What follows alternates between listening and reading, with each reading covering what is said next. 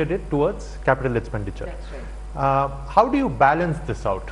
Because there is an assumption somewhere in this that things are returning to normal. These people will not need that kind of assistance that they needed last year. So how do you reset this balance? But the balance is expected to get reset largely by the fact that the money is going only for capital expenditure. When you create capital expenditure or windows for capital expenditure, you're confident that what you're spending money on is actually asset creation. Therefore, the kind of money going to the hands of people directly without looking at what it's going to create, it will create, yes, short-term, quick demand. But when it goes through this route, it's sustained.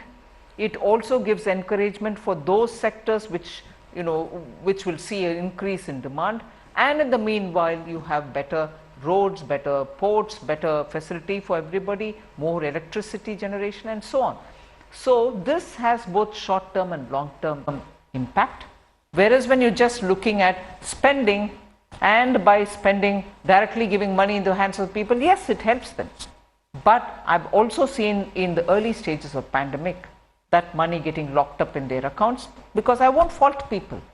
Anyone would do it, because you don't know in these periods of uncertainty whether you should save that money or spend that money. It might get ended up in the accounts without getting spent. So the way in which we have looked at is capital expenditure is a sure shot way to create that virtuous cycle.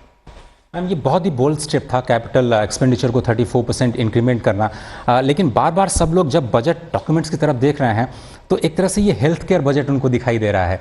Corona के बाद आपको क्या ऐसा लगा कि आप ये जो 137% की बढ़त आपने की है हेल्थ पे जो फोकस है, ये खर्च कहाँ कहाँ पे होगा, और क्या वाकई आप हेल्थ के मामले में सुपर पावर बनाना चाहती हैं भारत को? हाँ, ज़रूर हेल्थ के मामले में जनता को सुविधा पहुँचाने के लिए जो इंस्टीट्यूशंस गांव के स्तर पर, ब्लॉक के स्तर पर, पंचायत के स्तर पर होना है, उन सब को अभी पैसा मिलेगा। और फिनांस कमीशन का रिकमेंडेशन भी हुई है, बहुत सारे वेस्ट मैनेजमेंट और वाटर ट्रीटमेंट इन सब को, पंचायत को, लोकल बॉडीज को, वो भी सुझाव दे रहे हैं कि आप वो आपके अनटाइड फंड्स है उसको क्यों नहीं उपयोग करते हैं। उसका मिसअंडरस्टैंडिंग भी हो रही है कि ये टाई हो चुका है हमारे पैसा, मगर बात वो नहीं है। इसीलिए मैंने जब हेल्थ के बारे में बात करती थी ये बात स्पष्ट रखी कि होलिस्टिक अप्रोच होना चाहिए हेल्थ को। सैनिटेशन अलग तलग करके या पोषण अलग तलग करके सिर्फ हेल्थ मतलब हॉस्पिटल बनाना नहीं है, ये सब भी हम ध्यान में रखना चाहिए। इसीलिए पोषण का भी खर्च, इसके बारे में बात करने के समय उसको भी इसमें जोड़ा मैंने। और ब्लॉक स्तर पर क्रिटिकल केयर का हॉस्पिटल्स हमारे पास नहीं है, वो ले आना है। फिर जैसे आपको याद होगा ये लॉकडाउन के शुरुआत में ये कोविड का टेस्ट करने का हमारे पास सिर्फ 2 लैब्स थे। देश भर के ये सैंपल वहां जा करके टेस्ट करके वापस आता था। इस दौरान हम 200 के करीब टेस्टिंग फैसिलिटी क्रिएट किए ड्यूरिंग द पैंडेमिक। अब हम ये कर रहे हैं कि ये लैब टेस्टिंग करने का हर ब्लॉक में, हर स्टेट में होना चाहिए, डिस्ट्रिक्ट स्तर पे कम से कम होना चाहिए। ये सब सुविधा हम इंक्रीज कर रहे हैं। एक अगर मैं फॉलो अप पूछ पाऊँ, वैक्सीन को लेकर के आपने 35,000 करोड़ रुपया दिया, तो इसको किस तरह से खर्च किया जाए? केवल इसी साल के लिए है या फिर अगले साल भी आप इसको प्रोविजनिंग करेंगे? इस साल के लिए ये बात बोला और तुरंत ये भी जोड़ा उसमें, अगर उससे ज्यादा भी पैसा आवश्यक पड़ेगा मैं कमिटेड हूँ वो भी देने के लिए। इस साल के 35,000 के अतिरिक्त वो भी देने के लिए कमिटेड हूँ। Other than health, because health was one of the things that everyone knew you would spend more on, it was very, very necessary. One of the other expectations that people had was actually on the slightly negative side. Everyone expected a COVID tax. Everyone expected a COVID cess. Some people said there would be a new tax on the super rich. There were fears of a wealth tax, because in some ways your revenue had to come back. You have steered clear of all of this. How difficult was it to, one, resist the temptation of a tax, and two, how well do you think we will be able to address the challenge of revenue generation, because you are continuing to spend more money, And clearly public spending is going to lead the way in this because private spending will take some time to kick in. How well do you think we will address the challenge of revenue generation? At least for this year, we have clearly shown, this year meaning year ending March 31st, we have already shown our intent about how to improve the GST collections. We have not done anything other than usual. Only we made a conscious attempt by using artificial intelligence and big data to plug the loopholes. And as a result, you see the compliance is improving. The false and fake bills which were being used for refunds have all stopped. And even more, people see the point in complying rather than any bad temptation among few people to evade. So that is on the one side. On the other, I have also made it very plain that disinvestment, asset monetization are both going to take top priority. Asset monetization from utilizing all those idle assets which are lying, which cannot really help the economy, are going to have to be monetized. So we are pushing on asset monetization on the one hand, and on the other looking at better revenue collection. With these two, we think we'll be able to realistically achieve the targets we have given ourselves. But on the tax rise, I have been very clear from the beginning, meaning even when the Atmanirbhar announcements were being made, and also when many other country examples were quoted to me, I would quote back an example of a country, and I'm not taking the name here, of a country which spent more than 15% of its GST for giving stimulus, but came at the end of it in December to say they may look at a comprehensive tax increase across the board. That is the point at which I've started saying that we've not even thought in those lines. And today we are showing that that has not been on the board ever. So you weren't tempted by no, the tax? not at all. Sorry, just one quick follow-up on the tax thing, because one of the things you've done is this Agricultural Infrastructure and Development Cess, the AIDC, which has created a stir of sorts. Can you just tell us about it? Is this on top of the... No. See, I'll start with an example. Assume there is an item or a commodity in which we had put a 12% basic customs duty. What I've done is to bring down the customs duty, say to 7%. And on that, I've added, let us say, for example, a 3% this AIDC, which eventually means the customer or the consumer or the importer is going to pay 10% only and not 12.5. To him, it's a reduction in the overall BCD that he paid, although he is now paying a BCD and an AIDC.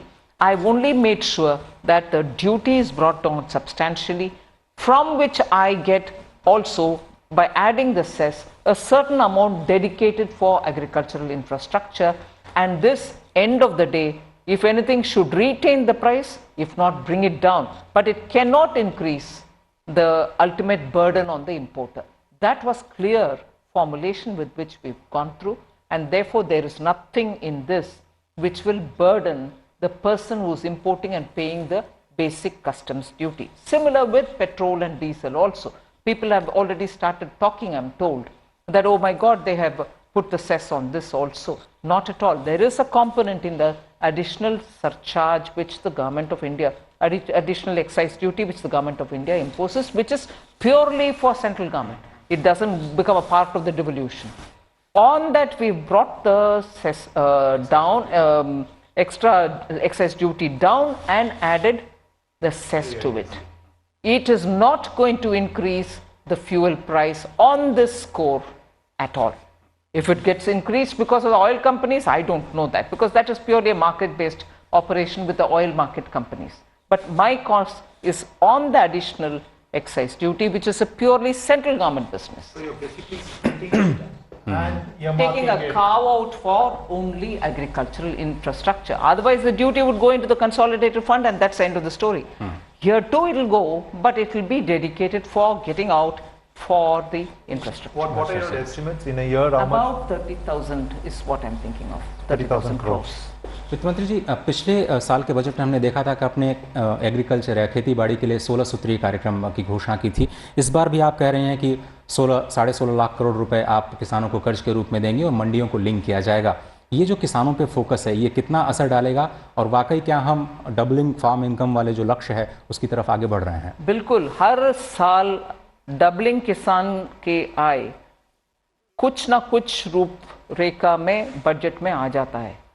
आज जो किसान इस 3 farm laws के ऊपर प्रश्न उठा रहे हैं उसके जवाब देने के लिए हमारे मंत्री श्री तोमर जी तो तैयार बैठे हैं और उनसे खंडवार बात करने के लिए तैयार हैं, मगर ये हर बजट में कुछ ना कुछ जोड़ते हुए किसान के आय दुगुनी करने के लिए ये सब रास्ता है। तो ये मंडियों की जो बात आपने की कि मंडियों का जो 1 लाख करोड़ रुपए का जो इंफ्रास्ट्रक्चर फंड है उसमें एपीएमसीज भी उसका इस्तेमाल कर पाएंगी। हाँ, और ये जो 30,000 करोड़ रुपया है एग्रीकल्चरल इंफ्रास्ट्रक्चर जहां भी आवश्यकता है वहां उपयोग करने के लिए है, चाहे वो एपीएमसी हो। तो ये जो 30,000 करोड़ रुपए आएंगे, क्या ये 1 लाख करोड़ के एक्स्ट्रा हैं जो आप खर्च करेंगी? हाँ, 1 लाख करोड़ तो पहले ही आत्मनिर्भर के समय अनाउंसमेंट हो चुका था। ये अलग से एक फंड ही क्रिएट कर रहे हैं जिसके द्वारा इंफ्रास्ट्रक्चर के लिए खर्च उठा पाएंगे। You spoke about asset monetization.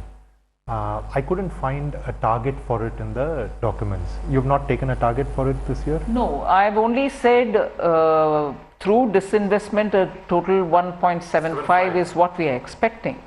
It might be difficult immediately after Corona, the year of Corona, for me to put a number there because I really don't know now what the enterprise value is, what the market is going to look at it as its net asset value, how are these PSCs after public sector undertakings after the Corona. So it might be very difficult for me to commit a number and not be able to. A lot of it is land. Yeah, but even then, because see, that is one difficulty which I must admit that Deepam has always had. If it's got to sell off a piece of land which is somewhere in, let us say, Balia, or somewhere in Tumkur, or somewhere in Salem, sitting in Delhi, Deepam will not be able to get a clear picture of what the market value is. But however, that land has got to be disposed by Deepam. So the layers of price and net asset value estimation or the land value estimation to be arrived at is a complicated process. What's the next step in it? And the reason I'm asking you this is because there have been suggestions on this front before, and I think it's a good way to generate revenue from assets which are pretty much lying idle, right?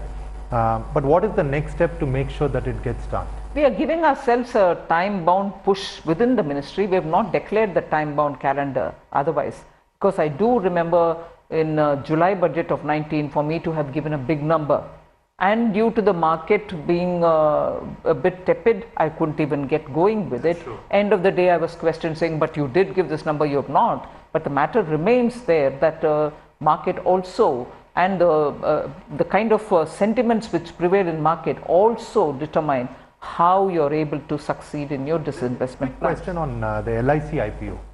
That number has also not been figured in? Not yet, because LIC will have to be internally also. They have to get their books and systems all proper. Structure it a little bit. We've already appointed somebody. But it will be in 21, 22, yes, the IPO?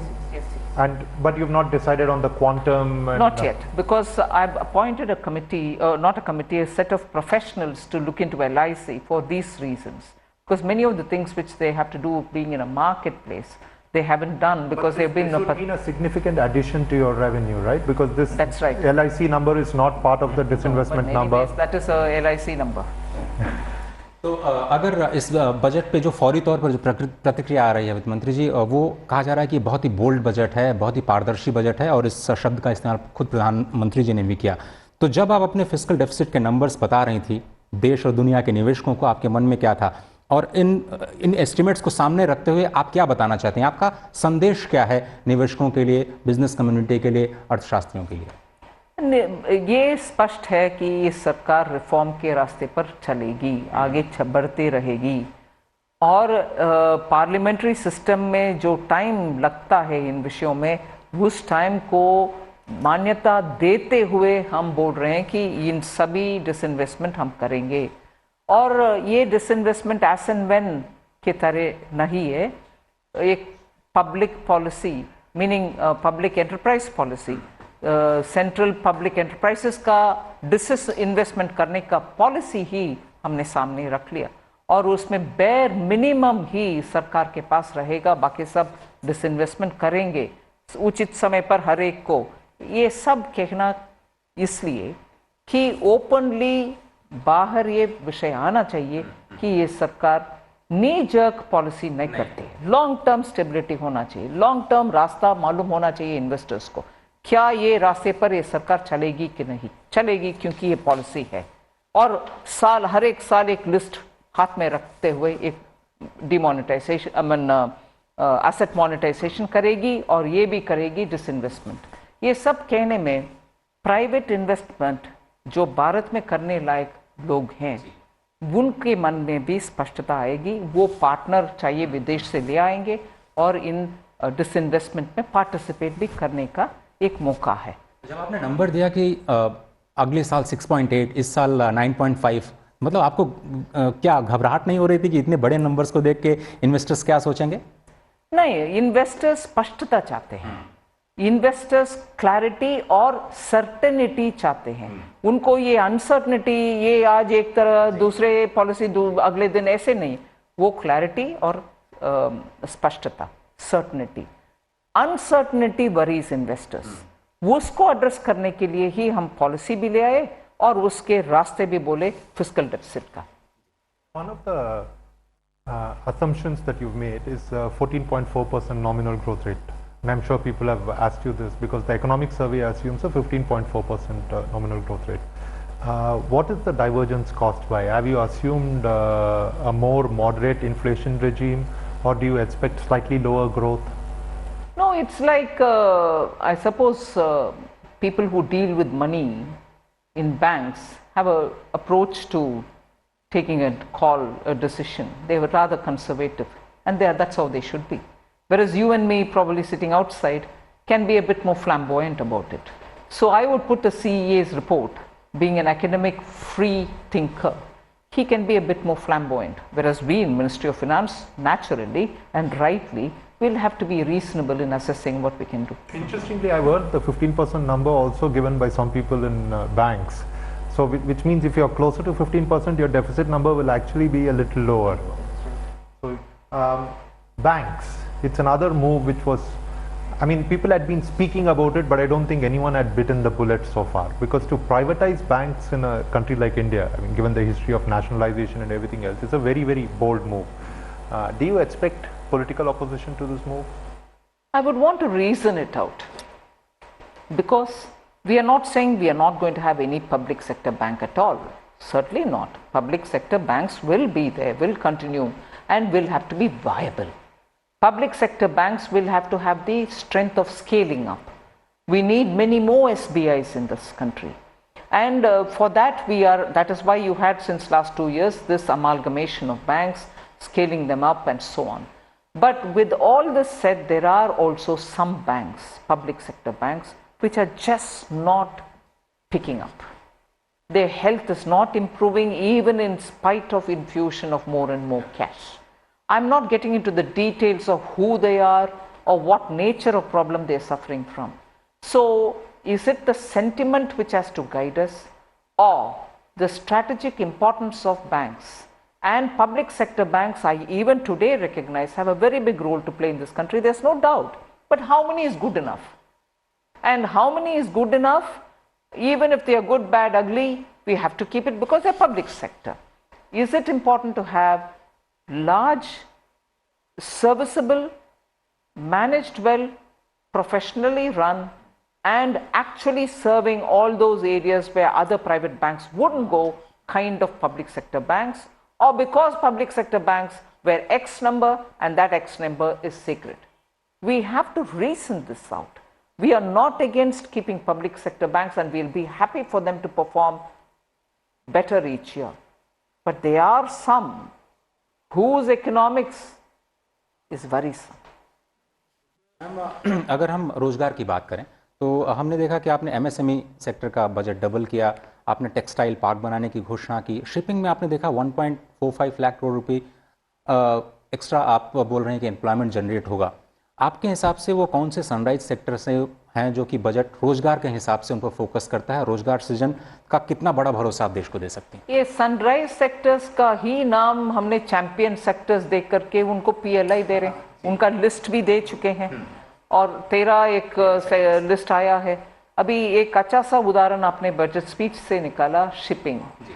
आपको मालूम है कि विदेश में जितने भी और समुद्र में जितने भी शिप्स हैं उनमें ज़्यादा से ज़्यादा मैरिनर्स जो होते हैं वो या तो फिलीपींस से या भारत देश से, और उनका ट्रेनिंग तक आप भारत में दे नहीं सकेंगे, क्योंकि इंटरनेशनल कानून के अनुसार जिस देश का फ्लैग बेयर करने वाले शिप है उनमें ही ट्रेनिंग होना है। भारत का फ्लैग लेकर के भारत इन्वेस्टर्स भी शिप अभी नहीं रखते हैं, क्योंकि कुछ प्रॉब्लम्स है कंप्लायंस का। इसीलिए उस सेक्टर को थोड़ा सुविधा देने के लिए हमने ये अनाउंसमेंट किया, जिससे शिप्स विद इंडियन फ्लैग्स भी होंगे, और जब इंडियन फ्लैग्स के साथ शिप्स हैं आप आपके युवकों को ट्रेनिंग दिला सकते हैं और फिर वो इधर ही से मरीन लाइंस में मरीनर्स के नाते काम भी कर सकते हैं। उससे हमारे देश का युवा जो अभी विदेश में जाके ट्रेनिंग पा रहे हैं और विदेश का शिप्स में उसके बाद जॉब कमा रहे हैं, और अच्छी तरीके से विदेश में भी बोलते हैं लोग आपके मरीनर्स आर वेरी गुड, वो ट्रेनिंग क्यों हम इधर ही नहीं दें। Flagging of Indian ships is required, उसके लिए हम घोषणा की है, जिससे जॉब्स में असर पड़ेगा और आपके शिपिंग लाइंस, सरकार इतने सारे फ्यूल खरीदती है और बहुत सारे ऐसे इश्यू कॉन्स्टेंटली विदेश से ले आते हैं, उसके लिए हमारे अपने शिप में, कंटेनर शिप में ले आना बेहतर है कि नहीं, इसीलिए पॉलिसी। मेगा टेक्सटाइल पार्क के पीछे क्या आपकी सोच है? क्योंकि हमारी कैपेसिटी विदेश में एक्सपोर्ट करने का ताकत पहले था। इनफैक्ट हम विदेश के मापदंड एक है, ग्लोबल ट्रेड में अगर आप 15% शेयर तक पहुंच गए उस आइटम में, चाहे गारमेंट हो गारमेंट, फैब्रिक हो फैब्रिक, या ब्लू डाइड रॉ है तो रॉ, ऐसे हर एक का उनके अपने ग्लोबल शेयर में 15% तक आप रीच कर दिया तो आपको ये GSP बेनिफिट वगैरह भी नहीं देते, क्योंकि आपको रिकग्नाइज करते हैं you become strong in that sector. हम उस हद तक टेक्सटाइल में थे एक जमाने, बीच में पता नहीं क्या हुआ, हमारे सेक्टर इतना वीक पहुंच गए, उस स्तर पर पहुंच गए। अभी हम उसको वापस उस स्टेज में ले चलने के लिए ही ये मेगा टेक्सटाइल पार्क का घोषणा किए हैं 3 साल के अंदर। Quick question on jobs, just to close the loop. Although there has been a sequential recovery across many parameters, one of the areas where there hasn't really been an increase is employment. There are still a significant number of people who are out of jobs, who lost their jobs during the pandemic. What specifically do you think will help I them? announced even during Atmanirbhar Bharat that employers who threw their employees out during the lockdown, whatever be the reason, if they want to take them back, Government of India for the next 2 years will pay the Provident PF. fund, yeah. So let them come back to their jobs. We are quite willing to take that load on. We have given that as an incentive. And we have also now announced a lot of training skills program in collaboration with the United Arab Emirates, with Japan, so that for the jobs that are available there, our people can be trained adequately for those specific expected skills, so that they will be given priority in the jobs where they can go. We are doing it with Japan and UAE already. We are trying to work through several other countries similarly, so that our manpower gets that training inclusive of language, so that they can be employed in those areas also. जी, अंतिम सवाल मेरा इस कार्यक्रम में आपसे ये कि R&D पे आपने फोकस दिखाया, 50,000 करोड़ रुपए का नेशनल रिसर्च फाउंडेशन जिसकी घोषणा आपने पिछले बजट में की थी, उसका वो किया R&D में, लेकिन आर्थिक सर्वेक्षण कहता है कि निजी क्षेत्र उतना R&D में निवेश नहीं करता है। तो भारत को R&D का एक बार फिर से सेंट्रल स्टेज बनाने के लिए क्या कुछ किया जाना चाहिए कि वो, और क्या वाकई बजट इस दिशा में कुछ करेगा? हम सरकार की तरफ से तो ये इसका प्रोत्साहन दे रहे हैं, और ये सेक्टर्स जो इसमें प्रॉमिस रखते हैं जैसे बायोफार्मा, इन सब के लिए सरकार के दौरान बहुत सारे और फैसिलिटेशन भी हो रही है। प्राइवेट सेक्टर भी इसमें थोड़ा उनकी तरफ से पार्टिसिपेट करने में देश का अच्छा लेवल तक पहुंच पाएंगे, innovation or research and development. वित्त मंत्री जी बहुत बहुत धन्यवाद वक्त निकालने के लिए, और सुकुमार जी आपका भी बहुत शुक्रिया। तो वित्त मंत्री जी का स्पष्ट तौर पर यह कहना है कि ये जो बजट है एक तरह से पारदर्शी बजट और बोल्ड रिफॉर्म्स जो लिए गए हैं वो देश में विकास और रोजगार को बढ़ाने में एक तरह से कामयाब साबित होंगे, और ये सही दिशा में उठाया गया एक बोल्ड बजट कहा जा सकता है। फिलहाल स्पेशल ब्रॉडकास्ट में आज सिर्फ इतना ही। पूरी टीम को दीजिए इजाजत। नमस्कार।